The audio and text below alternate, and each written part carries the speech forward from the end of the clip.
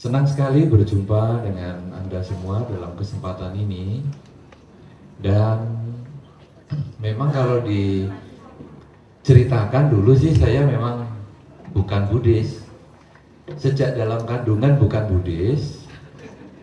Turunan saya, maksud saya bukan turunan, angkat atasan saya. Kalau turunan kan di bawahnya. Saya tidak ada bawahnya. Istri, anak. Tapi atasan saya maksudnya orang tua, kemudian saudara-saudara dari ayah, saudara-saudara dari ibu, memang tidak ada yang Buddhis. Sehingga ketika saya belajar agama Buddha, orang juga heran sama saya. Kok bisa? Padahal lingkungannya memang bukan Buddhis. Apa sebetulnya yang memotivasi seseorang belajar agama Buddha, khususnya saya, sebetulnya berdasar sebuah pertanyaan yang sangat umum sekali, yaitu kalau memang manusia ini ada yang mencetak, yang membuat, yang mengadakan, kenapa kok lain-lain? Kenapa ada orang yang dibuat hidupnya bahagia sekali? Kenapa ada orang yang dibuat sejak lahir terkondisi di tempat yang menderita sekali? Ada orang yang dibuat sejak kecil pandai sampai tua. Ada yang dibuat sejak kecil idiot terus sampai tua ya tetap idiot. Ini membuat sebuah pertanyaan, kenapa bisa demikian? Tanya kenapa. Kemudian saya mencoba mempelajari beberapa pelajaran agama yang ada di masyarakat. Jawabnya selalu rahasia. Kalau dijawab rahasia, apapun pertanyaannya buntutnya rahasia. Nah, saya ini kurang suka rahasia. Kalau sudah agama yang belajar untuk kebenaran saja dirahasiakan, apalagi yang berisi kejahatan, pasti lebih rahasia lagi. Ya kan? Kan pertemuan-pertemuan terbuka begini kan karena isinya pasti yang baik-baik. Coba kalau kita berdiskusi tentang yang jahat-jahat, saya kira nggak akan di tempat yang terbuka ini, dan bisik-bisik lagi. Nah, oleh karena itu saya lalu melihat, wah ini kalau rahasia-rahasia terus kok rasanya kurang sesuai ya. Kemudian saya mencoba, cobalah saya belajar agama Buddha. Karena dulu teman saya se-SMA itu ada satu orang yang Buddhis. Satu orang kalungnya besar-besar. Leontin itu loh. Nampaknya dia, sekarang sih saya mengerti, nampaknya dia dulu dikasih leontin biku A, tempel. Biku B datang kasih leontin lagi, gede lagi, tempel. Biku C kasih lagi, wah, jadi leontinnya banyak. Saya pikir ini kayak dukun. Wah. Saya waktu dia cerita macam-macam tentang agama Buddha, saya dulunya nggak begitu berminat waktu SMA itu.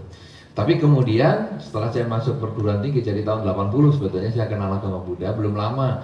Mungkin para bapak ibu jauh lebih lama daripada saya. Saya baru tahun 80. Itu saya bertanya di depan wihara atau kelenteng, sebetulnya di Jogja adalah di kelenteng, di depan wihara. Saya tanya kepada pandita di sana, kenapa manusia itu lain-lain? Dijawab sama pandita itu, karena kita lahir bukan sekali saja. Orang yang pandai di zaman ini, karena dulunya dia memang sudah suka membagikan kemampuan pikirannya, dia punya inisiatif untuk melakukan suatu kebaikan, selalu menggunakan otaknya ini untuk kebaikan orang lain, manfaatkan untuk kebahagiaan lingkungannya, maka dia menjadi orang pandai. Kenapa jadi orang bodoh? Karena di kehidupannya yang lampau dia suka cuek-cuek. Kalau ditanya ini bagaimana begini, gak usah dipikirin. Ini bagaimana rumah tangga kita, gak usah dipikirin. Bagaimana kantornya, gak usah dipikirin. Lama-lama otaknya karena gak usah dipikirin, otaknya gak pernah dipakai. Lahir bodoh sungguhan. Jadi begitu ditanya bagaimana rumah tangga, nggak bisa mikir. Bagaimana pekerjaan, nggak bisa mikir. Karena memang betul-betul begitu kepala digoyang, duduk, wah, kosong. Kemudian saya tanya lagi, kenapa ya ada orang kok lahir kakinya nggak ada? Karena dulu dia memang suka meniadakan kakinya makhluk lain. Jangkrik di kakinya dicopoti. Nah karena tanam copot-copot kaki, rasain sekarang kalau nggak punya kaki bagaimana? Nah kalau ada juga kakinya yang 4. Katanya tadi kakinya 2, jadi 1. Sekarang kok juga ada kakinya 4 di perut. Kayak dia berjawaban juga. Karena ada juga yang iseng, jangkrik nyopot 2 kaki dari jangkrik lain, di lem di perutnya jangkrik yang lain. Memang ada beberapa orang ya begitu. Oh kan eksperimen kan. Cecak buntut 2 bagaimana? Ambil buntut cecak yang lain, dilem dengan buntut cecak yang lain. Akhirnya, ini cecaknya buntut 2. Akhirnya ya coba rasain kalau di perut juga ada kakinya bagaimana. Kemudian pertanyaan itu terus saya tanya macam-macam, ada jawabnya semua. Kemudian pertanyaan yang berikut, bagaimana membuktikan kalau ada kehidupan yang dulu? Karena kalau cuma nggak bisa dibuktikan, ya itu nanti jadinya rahasia lagi. Nah biasanya kemudian buktinya meditasi. Orang kadang meditasi kemana? Yang dulu mana? Tidak ketemu. Nah kemudian yang saya tanya itu mengeluarkan beberapa laporan jurnal-jurnal kesehatan dari Eropa. Dia mengatakan ini loh buktinya, dokter-dokter yang bukan Buddhis itu dia menggunakan hipnosis, menghipnosis seseorang, kemudian orang ini bisa ditanyain, kamu ingat gak dulu waktu masih kecil? Kamu ingat gak dulu waktu masih bayi? Kamu dulu ingat gak sebelum dilahirkan sekarang? Dan seterusnya dan seterusnya. Akhirnya terbukti mereka yang dulunya misalnya menyiksa makhluk, sekarang akhirnya hidupnya juga kurang bagus. Mereka yang dulunya banyak berbuat baik, sekarang hidupnya bahagia. Nah itu sebetulnya yang membuat saya pertama kali ternyata agama Buddha ini bisa dibuktikan, bukan isinya rahasia. Kalau demikian saya ingin belajar. Nah kemudian saya mencoba belajar, tiap hari belajar, dan makin dipelajari makin menyenangkan. Karena ternyata di dalam Dhamma ini apa saja bisa menjadi pelajaran. Saya berangkat dari muka yang beda-beda. Kenapa? Karena saya melihat di dalam kehidupan saya, waktu sekolah, waktu apa, selalu disuruh oleh orang tua belajar biar pinter. Semua anak disuruh belajar yang pinter. Jadi kalau dirinya tidak pinter di kelas, itu kemudian noleh ke kanan dan noleh ke kiri. Kenapa ya kok aku nggak pinter? Ini kan terjadi perbedaan awal ketika saya masih kecil seperti itu. Dan kenapa saya belajar ngotot, belajar mati-matian, tetap nggak pinter-pinter. Teman saya yang santai-santai, baca komik, kok lebih pinter? Nah itu yang membuat dasar pertama, Kenapa manusia beda? Tapi tentu banyak orang mempunyai pandangan yang berbeda tentang dharma. Masuknya untuk mengenal dharma itu tidak harus dari perbedaan. Ada satu ketika orang yang anti Buddhis. Dulu sebenarnya saya juga anti Buddhis, tapi itu sudah cerita lama. Sekarang saya cerita orang lain yang anti Buddhis. Dia datang ke wihara untuk menunjukkan anti Buddhisnya. Lalu dia ngomong, Bapak Biku, saya itu orang yang tidak suka agama Buddha. Lo ngapain? Kamu ke wihara tidak suka? Karena saya kasihan sama Bapak Biku. Saya kepingin Bapak Biku jangan jadi biku, juga jangan jadi Buddhis. Saya kasihan, saya mau menyelamatkan. Wah, terima kasih, terima kasih. Lo ketemu orang yang niat baik, kenapa kita tidak ngomong terima kasih kan? Saya ngomong terima kasih. Lalu saya tanya, kenapa? Kenapa kamu kok kepingin menyelamatkan saya? Karena saya melihat umat Buddha itu, ini loh, seneng patung-patung berhala. Saya jawab, patung di dalam agama Buddha bukan untuk dijadikan tempat permintaan. Kalau orang bisa minta selamat kepada patung, saya yakin waktu patungnya digoyang gempa, dia bisa lompat. Pasti dia bisa menyelamatkan dirinya dulu sebelum menyelamatkan orang lain. Umat Buddha tidak menganggap patung sebagai tempat permintaan. Kalau patung bisa bikin kaya, saya yakin ketika orang umat Buddha sembahyang terus kaya, tidak ada umat Buddha yang kerja.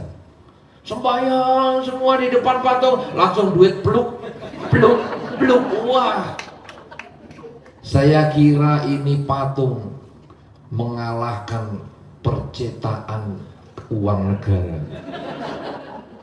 Jegrek, jegrek, jegrek tiap malam. Wah, keluar bundelan, keluar. Tidak. Kita umat Buddha tidak begitu. Itu ada yang sembahyang minta obat.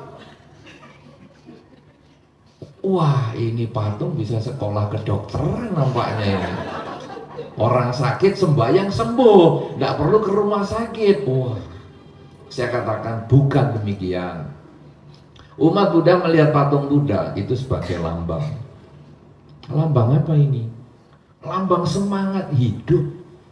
Pangeran Siddhartha yang dari India, anak raja, meninggalkan istana untuk mencapai cita-citanya. Setiap orang pasti punya cita-cita. Setiap orang pasti punya keinginan. Dan untuk mencapai keinginan itu, dia membutuhkan perjuangan. Pangeran Siddhartha meninggalkan istana, dia untuk mencapai cita-citanya butuh 6 tahun lamanya. 6 tahun berusaha, 6 tahun berjuang dengan keras, dengan mati-matian. Dan akhirnya tercapai kesucian. Itu kalau umat Buddha melihat patung Buddha, apa yang dia inginkan? Dia melihat itu sebagai contoh. Kalau saya punya keinginan, mau usahanya lancar, mau punya pasangan hidup, mau punya apa saja misalnya, saya melihat patung Buddha itu, begitu ada kesulitan, wah kok sulit ya, kerja kok gak sukses-sukses ya. Ya, Pangeran Siddhartha saja 6 tahun berani berjuang, apalagi saya harus berjuang. Jadi begitu lihat patung Buddha, semangat yang loyo-loyo itu akhirnya bangkit. Aku harus berjuang. Itu sebetulnya patung Buddha. Jadi kalau orang yang sakit sembahyang, itu bukan minta obat, tapi loh, saya harus berjuang menemukan dokter yang hebat. Kemana saja saya harus berusaha. Jangan Jangan sampai terus saya minta pada patung supaya sembuh, tapi saya berjuang. Karena apa? Karena Pangeran Siddhartha saja berani meninggalkan istana, berani meninggalkan kesenangan untuk mencapai keberhasilan. Nah, orang sakit meninggalkan kesenangan itu apa? Ya disuntik sana, disuntik sini, diperiksa sana, diperiksa sini. Ya sudah, untuk mencapai hasil. Nah, ketika kita mengalami kesulitan dalam pekerjaan, melihat patung Buddha, bukan sembahyang minta rezeki sehingga, loh kok saya sudah sembahyang habis-habisan, dupanya sudah banyak, kok duitnya nggak keluar-keluar di meja sembahyang ini, malah tikus yang datang, kecoa lah, cicak lah. Bukan. Tapi kita lalu berpikir, loh Pangeran Siddhartha saja 6 tahun berani berjuang, meninggalkan kebahagiaan yang di istana. Berarti kalau saya mau sukses dalam pekerjaan, saya harus meninggalkan kesenangan saya, kencangkan ikat pinggang, terus kerja, berjuang, sukses. Nah, ini sebetulnya patung Buddha sebagai lambang. Lalu ngapain? Pakai dukun. Itu kan pekerjaan dukun. Karena saya kalau pergi ke dukun-dukun, katanya si orang yang anti Buddhis tadi, setelah saya terangkan patung Buddha, dia mengerti, lalu dia mencoba yang lain. Nah, itu apa gunanya? Dupa. Dupa itu kan jelas pekerjaannya demit, pekerjaannya setan, pekerjaannya iblis. Saya katakan, umat Buddha pakai dupa itu juga punya lambang, bahwa seperti dupa yang wangi. Umat Buddha itu harus melihat tindakannya dia. Mampu nggak dia setelah memasang dupa yang wangi sehingga harumnya semerbak ke seluruh ruangan itu, mampu nggak dirinya itu juga mewangikan lingkungannya? Dupanya 3. Kenapa? Karena ini mewakili pikiran, ucapan, perbuatan. Jadi ketika seorang umat Buddha memasang dupa 3, itu artinya mampu nggak pikiran, ucapan, dan perbuatan saya ini diarahkan untuk mewangikan ruangan, mewangikan lingkungan saya. Jadi kepada orang tua saya juga selalu mewangikan dengan pikiran yang baik, ucapan baik, perilaku yang baik. Kepada teman juga demikian, kepada teman kerja, bahkan kepada musuh sekalipun begitu. Karena asapnya dupa itu tidak milih musuh. Jadi kamu tadi kan yang anti Buddhis, waktu saya pasang dupa, itu tidak asapnya itu begitu lihat hidungmu, oh ini anti Buddhis ya, belok dia, cari yang lain. Tidak, kamu anti Buddhis, tetap hidungmu dimasuki dupa. Saya yang Buddhis, tetap hidung saya juga masuk, dan dupanya juga tidak milih. Oh ini biku nih, hidungnya masuknya lebih banyak dupanya, biar berkah katanya. Ini kamu kan anti Buddhis, belokkan. Tidak. Asap dupa itu kemana saja sama masuknya. Artinya seorang umat Buddha ketika sembahyang itu kemudian berpikir, apakah perilaku saya, ucapan saya, dan pikiran saya ini bisa tidak membedakan kebajikannya ini baik kepada mereka, saudara kita, keluarga kita, teman kita, orang yang tak dikenal, bahkan musuh kita. Tidak akan kita bedakan kebajikannya. Nah itulah dupa. Lah itu kembang-kembang, itu kan juga kerjaannya demit, dukun. Salah. Kembang itu menunjukkan waktu, bahwa kebajikan kita itu ada umurnya. Hari ini kembangnya bagus, ini kembang sungguhan, ya bagus. Karena saya sering kalau ceramah kembangnya karet atau kembangnya plastik. Kalau ini asli. Kembang yang asli ini mekar indah, tapi besok layu dia dibuang. Artinya ini ada umur. Ketika dia bagus, ketika dia mekarnya indah, dia diletakkan di tempat yang paling bagus. Demikian pula diri kita.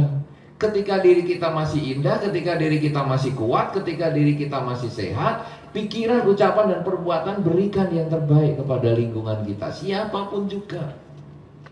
Karena begitu kita seperti bunga yang layu, langsung sudah tidak bisa apa-apa di tempat tidur, langsung napas pun juga lupa, kita cuma dibuang.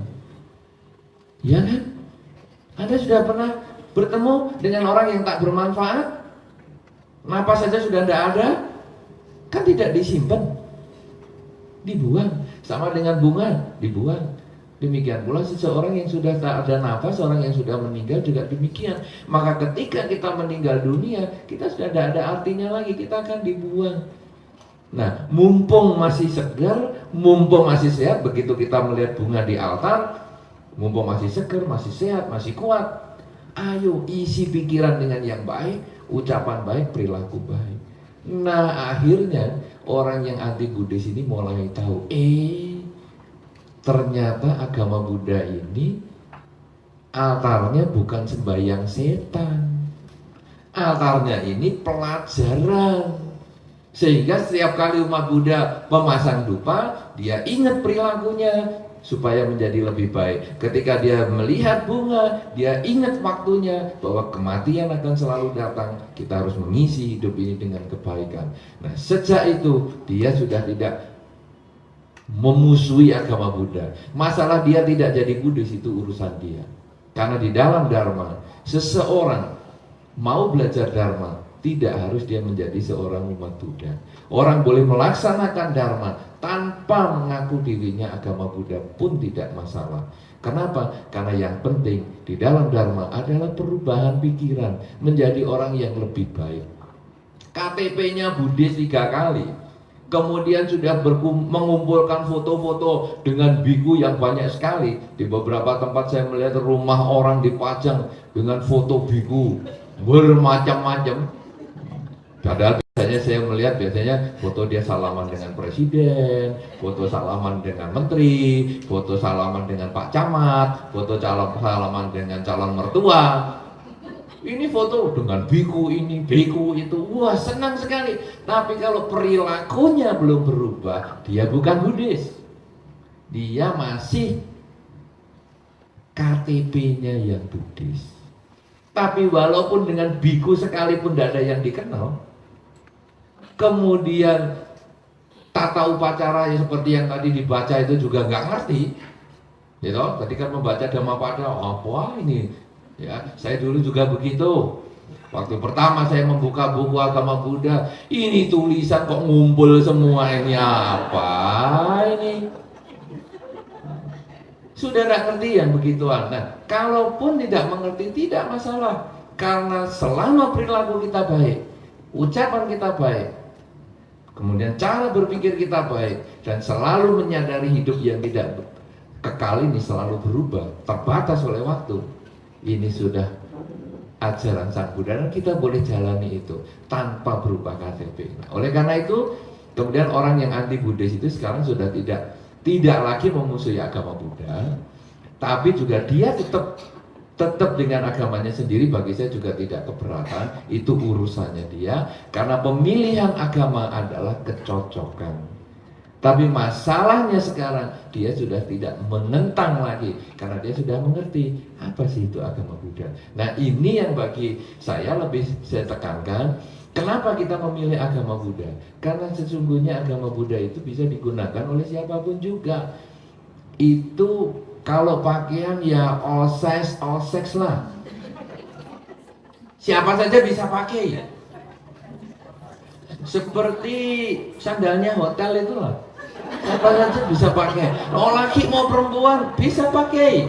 Tidak ada problem.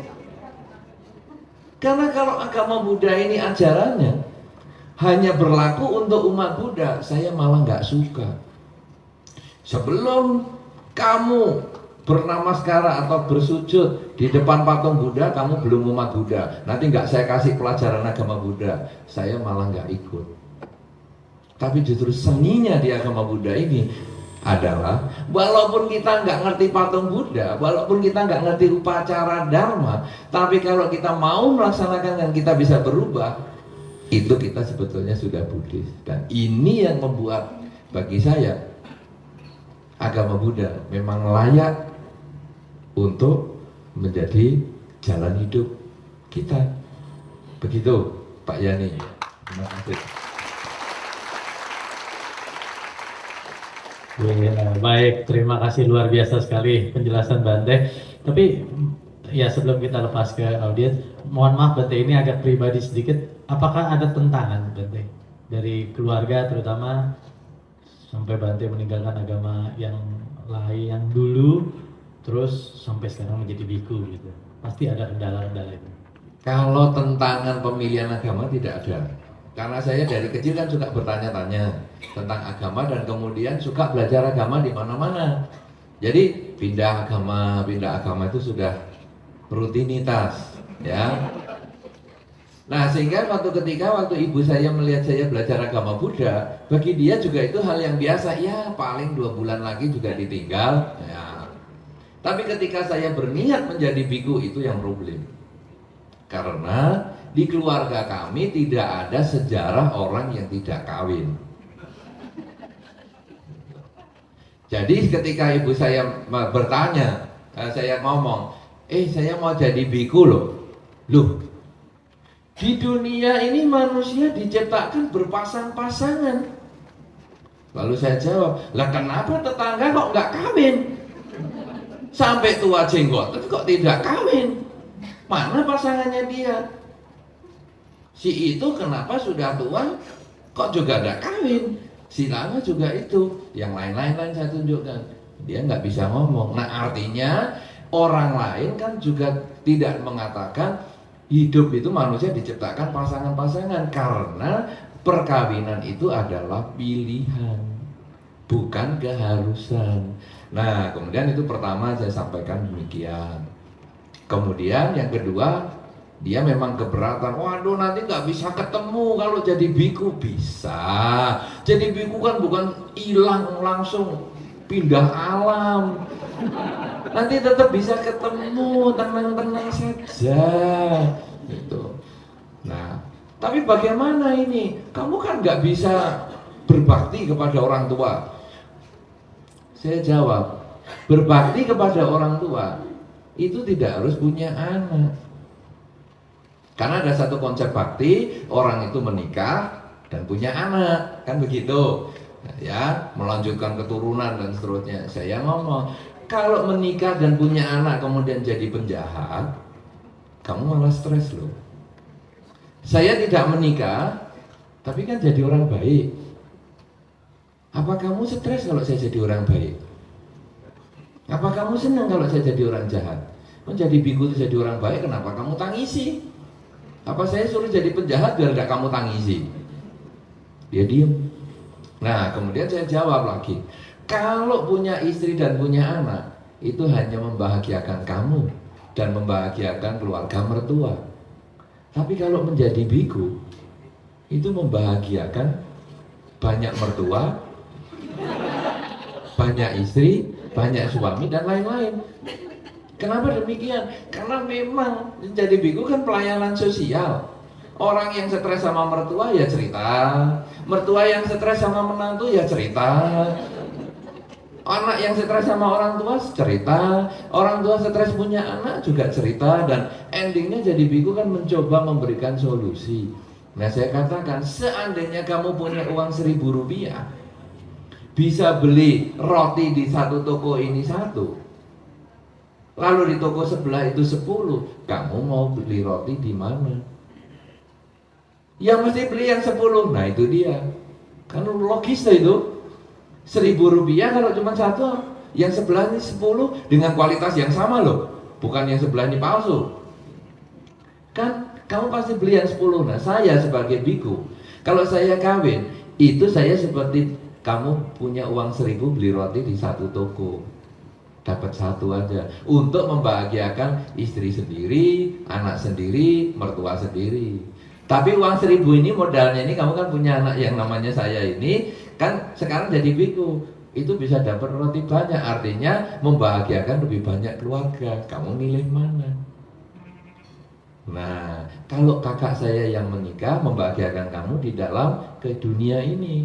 Kalau kamu merelakan saya jadi biku, kamu saya bahagiakan di alam kelahiran yang berikutnya berkali-kali. Karena kebajikan yang kamu sebagai orang tua itu akan dirasakan oleh banyak pihak. Dan pertanyaan akhirnya yang terakhir saya mengatakan, Orang tua pengen nggak anaknya hidup bahagia? Oh ya pasti pengen. Nah saya bahagianya kalau jadi biku.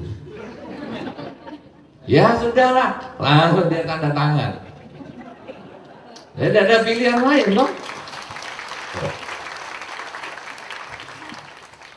Iya baik, untung akhirnya tanda tangan berarti. Tanda tangan. Pasti tanda tangan. Kalau tidak pasti usaha lagi saya yang lain. Nah tapi orang tua saya waktu pertemuan, waktu saya 10 tahun jadi biku kan diundang tuh, ada acara di Biara Mendut. Wah itu kan orang tua biku pada datang. Kemudian umat-umat juga datang. Ada yang pernah ketemu ibu saya dan kenal dengan ibu saya. Dia mengatakan, wah seneng ya anaknya sudah jadi biku. Wah kan begitu tuh. Langsung jawab ibu saya, kalau seneng anaknya jadi biku kenapa anakmu nggak suruh jadi?